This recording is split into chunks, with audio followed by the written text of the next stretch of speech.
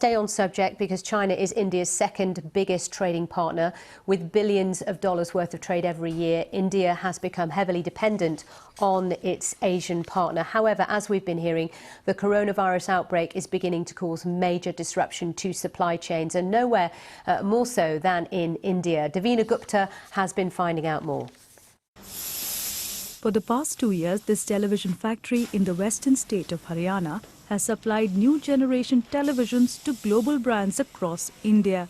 They make 80,000 LED TV sets every month.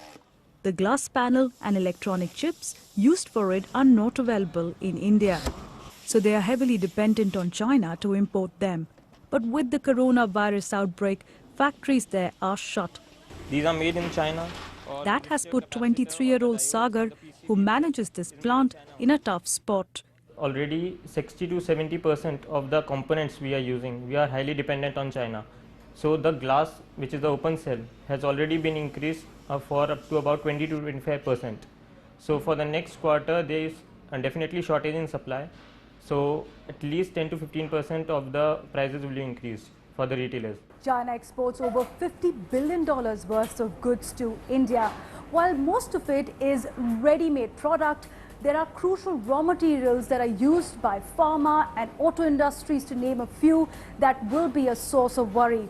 While big traders do have some inventory to tide over the next 2 to 3 months, it's the small traders who are struggling to meet the pending orders. For now, many businesses are having to look for suppliers outside China. Taiwan, South Korea and Japan have some electronic chip dealers who can help us. But coronavirus is spreading there too, so it is better to get supply from there as soon as possible. But not everyone can afford it, and some, like this pharma factory, have cut production by half as they run out of key chemical ingredients imported from China.